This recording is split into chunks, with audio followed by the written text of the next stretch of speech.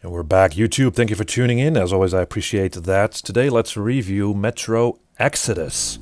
This is a first-person shooter set in a post-apocalyptic Russia, where normal life was diminished and strange creatures and beasts now roam the surface.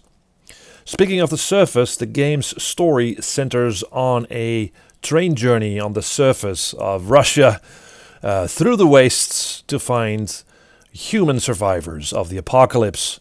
I found the story somewhat bland.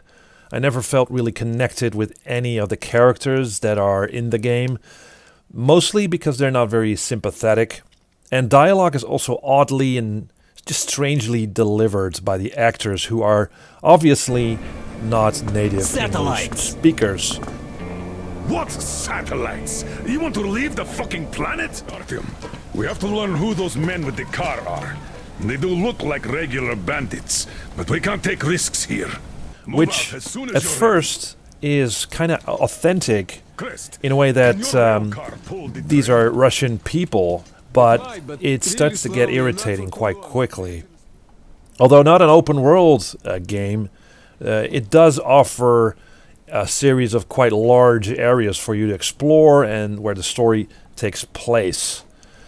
The design of these areas is top-notch. It's really amazingly designed. It looks fantastic. It really does. So the graphics varied, just very crisp and colorful. Lots of variation in the terrain. Although some of the textures can be of low quality at times, so it's not all good news here.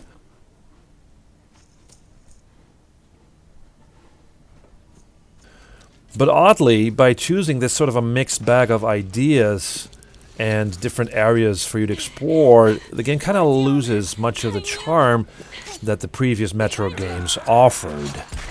You know, that claustrophobic dread of being confined in an underground metro system of linear tunnels and fighting through these tunnels. So it's kind of a different game. It's not really Metro anymore. But back to the graphics. I mean, contrary to how the world looks, because again, it looks fantastic, the character models are very less impressive.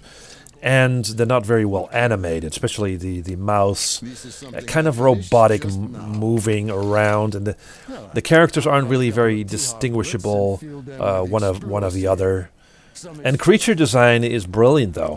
I mean, I love the creatures in this game. It's really frightening. You know, they will come out of the woodwork. They will jump out of the sand. I mean, it's the creatures in this. I love the creatures in this game. It's just fantastic. The first-person shooting is quite solid as well. Don't expect a run-and-gun game. The shooting is slow-paced, and I like that. I love that. I love the slower pace. But it also feels lightweight in a way that the guns don't really pack a punch. It feels like you're shooting petals at enemies, which suits the game, I guess, since you're using mostly makeshift weapons that can be customized with various scopes and barrels and whatnot, which is a really nice touch. And I used almost all the guns throughout the campaign, so there isn't really a favorite gun you're probably going to settle on, which is great. You know, you'll be using sniper rifles, you will be using shotgun type of weapons or pistols and that sort of thing. But the problem with the shooting, and this is really a major problem, is that it's just too easy. And the enemy AI is atrocious. I mean, do you remember when you were playing these older games and you would be just standing at a corner waiting for the enemies to come out and then shoot them in the face? You can do that in this game. You can just stand beside the door and they will come through the door and you'll just shoot them one by one. So it's just way too easy. There's way too much ammo around. You'll never get into any problems there. It's just lost that Metro style of gameplay, that claustrophobic, as I said, the feel of not knowing what will come next, you know, in just some kind of dim lit tunnel.